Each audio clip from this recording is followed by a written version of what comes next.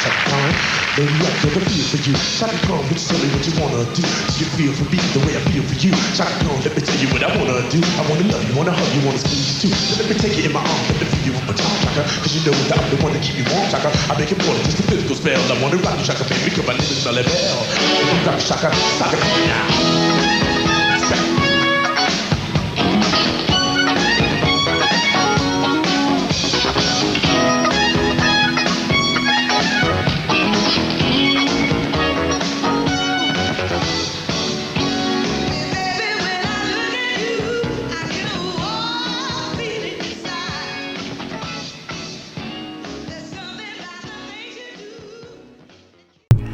Welcome to Industry TV Network. Make sure you hit the like button, share, and subscribe. Born on March 23, 1953, in Great Lakes, Illinois, singer Chaka Khan achieved great success as part of the soul-funk band Rufus, delivering hits like Tell Me Something Good, Sweet Thing, and Hollywood. She embarked on a solo career in the late 70s and made waves on the charts again with tunes like I'm Every Woman, I Feel For You, This Is My Night, and Through the Fire. A phenomenal vocalist, Khan has won numerous Grammy Awards. In 1969, Khan became active in the Black Power movement, joining the Black Panther Party and working with the organization's free breakfast program for children. Around this time, she took on a new name, Chaka Adani Adufi Yamoha Adaki Karifi. She also said goodbye to her formal education, dropping out of high school. In the early 70s, after performing with a few other groups, Khan joined the band Rufus, which had a strong R&B and funk sound. The world got its first taste of Khan's powerhouse vocals when the group released its eponymous debut album in 1973, which spawned such modest hits as Whoever's Thrilling You and Feel Good. The follow-up album, Rags to Rufus, was a smash commercially and critically. Stevie Wonder penned for the band the hit single Tell Me Something Good, which sold more than 1 million copies. The group also scored a Grammy Award for Best R&B Vocal Performance by a Duo, Group, or Chorus for the song. Rufus, which was renamed Rufus featuring Chaka Khan and then Rufus and Chaka Khan, continued to have a number of successes over the coming years. The band scored a top 10 pop hit with the zestful Once You Get Started, and Khan helped write the single Sweet Thing, which climbed to the top of the R&B charts and was also a top 5 pop hit. Later hits included the introspective ballad Hollywood, about the pitfalls of the famed locale, as well as the gleeful Do You Love What You Feel and the no-nonsense Ain't Nobody. While she recorded with Rufus until the early 1980s, Khan debuted as a solo artist in the late 1970s. In 1978, she released Chaka, which featured the #1 R&B hit and empowerment anthem, I'm Every Woman, written by Nicholas Ashford and Valerie Simpson. Khan's second solo album, 1980's Naughty, offered the popular singles Clouds, also penned by Ashford and Simpson, and Papillon, aka Hot Butterfly. And in a twist of synchronicity, she won 2 Grammy Awards as a solo artist and 1 as a member of Rufus in 1983. The next year, however, Chaka the solo artist reigned supreme. Covering a Prince song, she made major moves on the charts with I Feel For You, a top 5 smash. Featuring one of the most famous rap cameos of all time by Melly Mel, the infectious track incorporated elements of rap, R&B, and electronic dance music. It also won Khan another Grammy Award in 1984. Other hits from the album include This Is My Night and Through the Fire. During the 1980s and early 90s, Khan established herself as a steady presence on the R&B charts with top 20 hits like What You Gonna Do For Me, Gotta Be There, Crush Groove, Can't Stop the Street, It's My Party, Love You All My Lifetime, and You Can Make the Story Right. Though the popularity of Chaka's albums eventually declined with shifting musical trends, she still put forth critically acclaimed music. She won another Grammy in 1990 for her duet with the legendary Ray Charles on I'll Be Good to You from Quincy Jones's 1989 Back on the Block album, and another one in 1992 for The Woman I Am. Khan also became known for her contributions to the soundtracks for the films Clockers and Waiting to Exhale, both from 1995. Later in the decade, she released the well-received Prince-produced set Come to My House in 1998. In 2002, Chaka Khan scored her 8th Grammy Award, this time for her cover of Marvin Gaye's What's Going On with the Funk Brothers. Experimenting with different musical styles, she released an album of standards with the London Symphony Orchestra entitled Classicon in 2004. Making her first original recording in years, Khan returned to the studio to create Funk This in 2007, a diverse mix of songs and guests. The ballad Angel came from a poem she wrote while high years earlier, while the up-tempo Disrespectful paired Khan with one of her musical proteges, Mary J. Blige. And on the cover of You Belong to Me, she sang with Michael McDonald, a former member of the Doobie Brothers. She also included a few more remakes on the album, including tracks by Prince, Jimi Hendrix, and Joni Mitchell.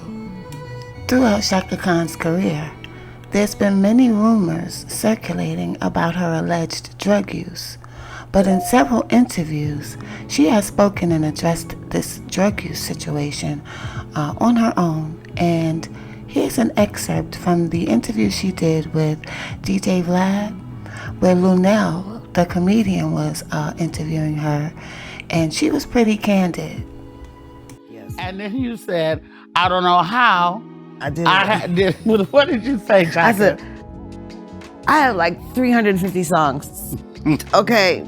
That I released most of them on albums, they're album cuts, and maybe a third of those songs are not released. I have a whole CD I did with Prince, and I did a CD together.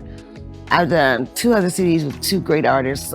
Okay, I won't mention because I'm working on them now, getting them out there. That's it. It's 300 songs, 50 songs. How did I manage to get all that music done and get so fucked up in the same time? You know, I was like, how could it happen? There was lots of artists coming through Oakland at that time, picking up little packages. Yes. You know, it's not I was rumor. one of them, This is well documented. You know, Charlie Wilson used to come through Oakland.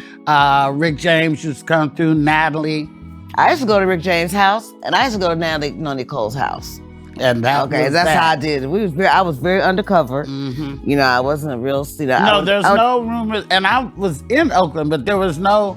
I seen her in the street looking toe up. You know, like unfortunately I didn't. Maybe, but yeah, none of that. So you was cool with yours. But and I used to do occasional, like I told you, go to occasional, underground joints. You know, after hours joints. Yeah. After hours. It was nobody escaped, even myself, you know, and but the beauty is coming out on the other side, you know, because that was a wicked time, boy.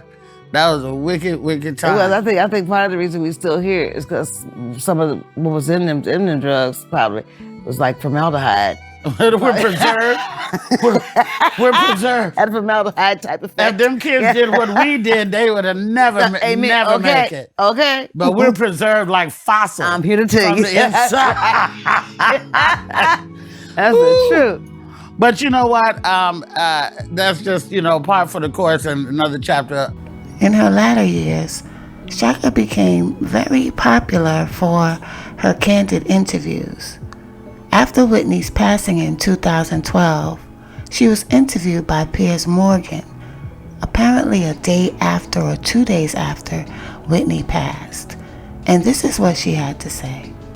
I think going to go to the Clive Davis party. Yes. It was a surreal event where Whitney's body was still in the hotel, and there was this sort of party where apparently half the room were in tears, the other half were kind of partying. What did you feel about that? I thought that was complete insanity.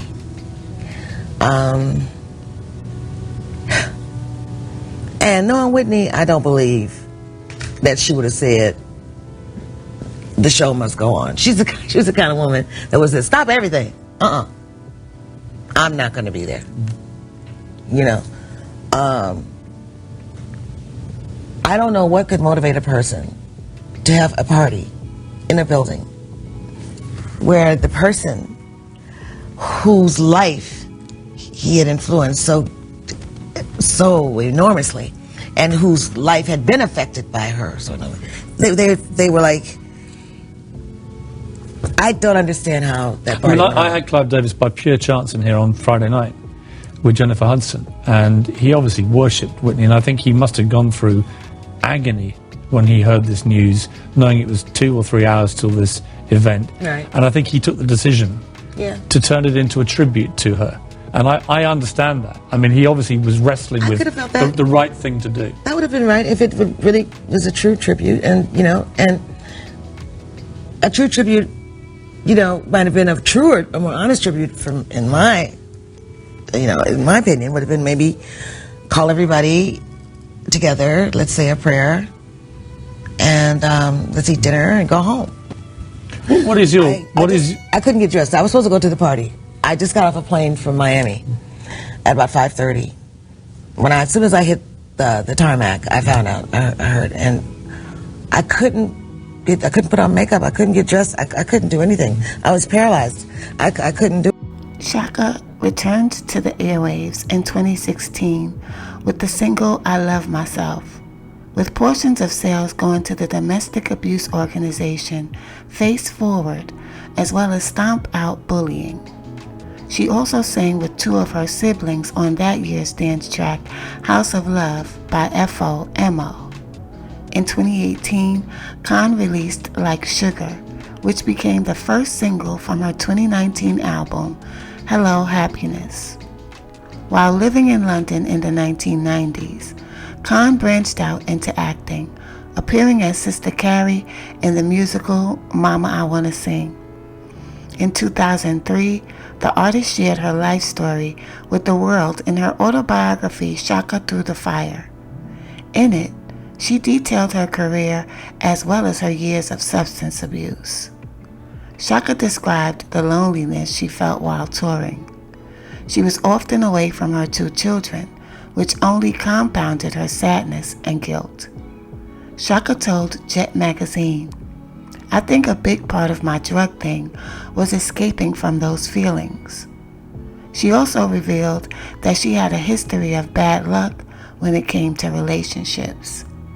In 2008, Chaka Khan made her Broadway debut and appeared as the character Sophia in the musical The Color Purple, based on the book by Alice Walker. I bet she was a good Sophia.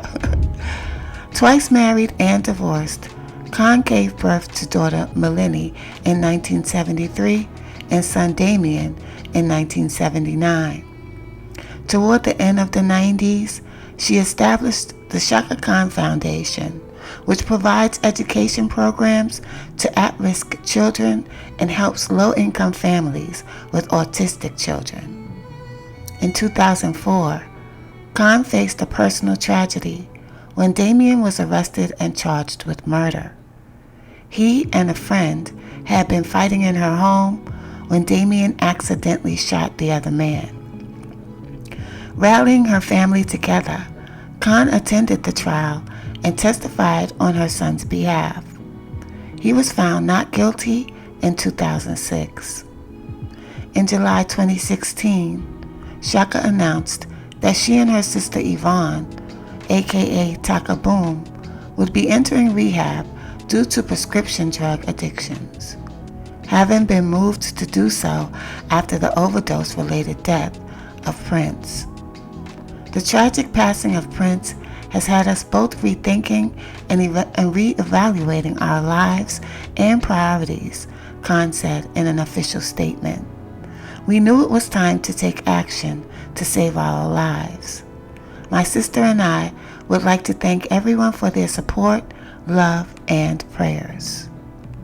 Last year, Chaka Khan jumped back into the headlines when she was asked about the Rolling Stone magazine top 100 singers list that they put out. And Chaka wasn't too happy about this list and where they placed her on it. In 2023, Rolling Stone released their top 200 singers lists. And while Chaka was being interviewed, someone asked her what she felt about it. And Chaka wasn't too happy. This is what happened. Iconic singer Chaka Khan turned 71 on March 23, 2024, and she is still not above taking shots at her competition as her fury at Adele, Mary J. Blige, and other stars proved. Chaka Khan, the iconic singer, was fuming that Adele had been ranked as a better vocalist than her. The Ain't Nobody star was shocked to find out Adele had been ranked as a better vocalist than her on Rolling Stone's list of the top 200 singers of all time, leading her to exclaim, "I quit." Chaka was listed at number 29, while Adele was slightly ahead at number 22. She was even more pissed when she discovered Mariah Carey was in the 5th spot, jokingly suggesting that the magazine might be receiving payments to rank certain artists higher. Upon learning that Mary J. Blige was also ranked above her, Chaka, who had previously clashed with the star, let loose a string of expletives. "These bitchs are blind as a Emma effing bat," she fumed. "They need hearing aids." She continued, "They have no ears. They must be the children of Helen Keller." Helen Keller was a renowned author who was both blind and deaf. Chaka and Mary first fell out after Chaka criticized Mary's 1992 cover of her 1975 song, Sweet Thing, describing it as a song Mary effed up. However, they managed to put their differences aside and collaborated on the hit song Disrespectful in 2007. Despite her disappointment, Chaka was pleased to see Aretha Franklin topping the list, saying, "As she should. Thank you. There is justice somewhere." She also approved of Whitney Houston being in second place, praising the late singer for being great. During an interview on Los Angeles Magazine's podcast, The Originals, Chaka admitted that she was not familiar with the list prior to the hosts mentioning it. The list published by Rolling Stone earlier that year of 2023 sparked controversy, particularly due to its omission of Celine Dion. Fans gathered outside the magazine's New York office to protest the decision. Other notable singers such as Dionne Warwick, Diana Ross, and Sting were also excluded. Upon publishing the list, the magazine stated, "Before you start scrolling and commenting, keep in mind that this is a greatest singers list, not a greatest voices list." Well, we don't care what type of list it is really, because we make our own decisions who's good vocalists and who belongs in what spot. We all have our own opinions, and there's so many wonderful artists out there. It's pretty hard to put them on a list like that. I wish they would really stop doing that. And if they do decide to do it, they should take a poll They shouldn't have the power to decide what we feel or what spot we feel our singers should be in. But this is the closing of the Chaka Khan story. I may get the book into another part to this, just to get into more detail about Miss Chaka Khan, the icon. Peace and love, guys.